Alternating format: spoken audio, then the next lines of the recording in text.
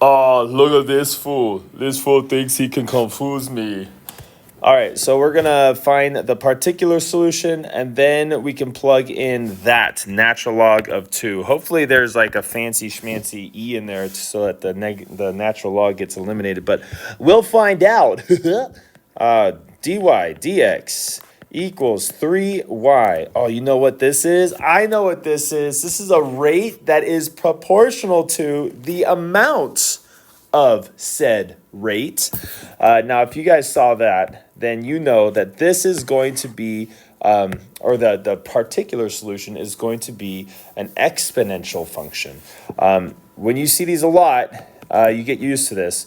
So y, usually you would be plugging in like a t to it, would equal y naught. Y naught is your initial value.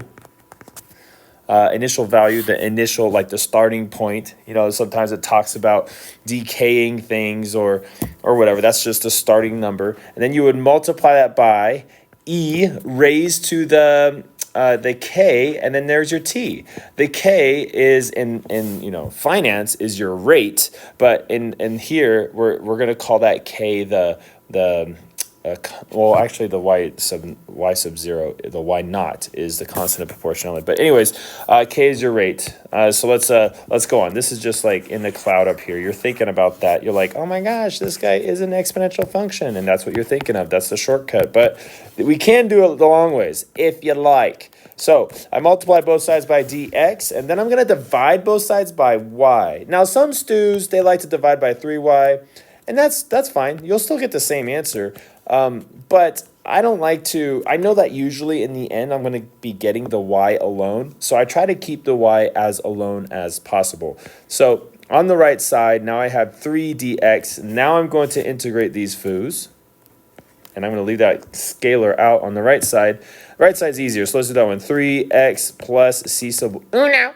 And then on the left side, we have the antiderivative of 1 over y, which y'all know that formula, natural log of the absolute value of y plus another constant. That's right, we need constants every time we integrate with an indefinite integral. All right. So let's move the c's to the same side. Now it's c sub 3.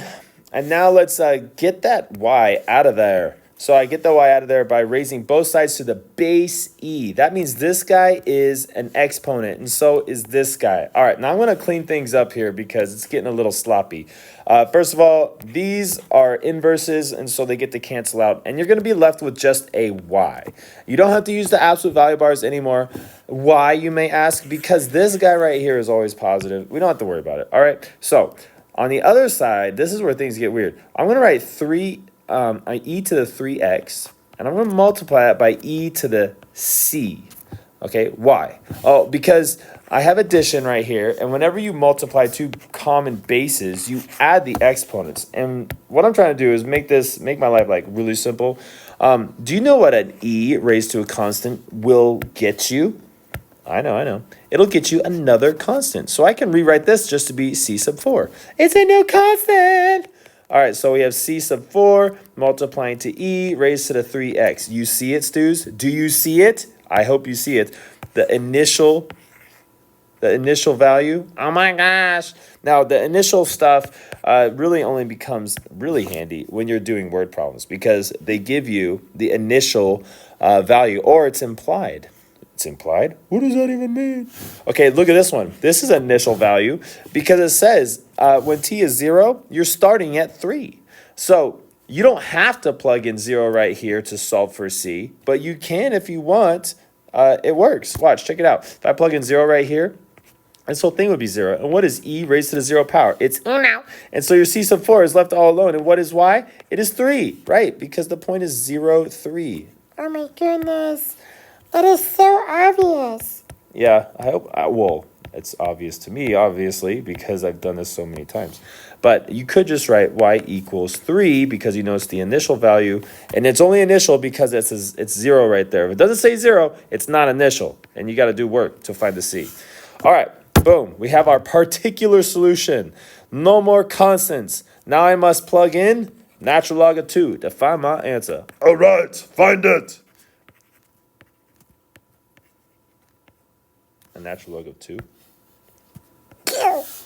All right, now there's a cool logarithmic property here. I don't know if you guys saw it, but this 3 can become the exponent of the thing inside the logarithm. So that is actually an 8 inside there. So let's rewrite it, e to the natural log of 8. And what happens with a base e and a natural log? They cancel out. That's right. It's so exciting. And so we had 3 times 8, y equals 24. I know how to multiply.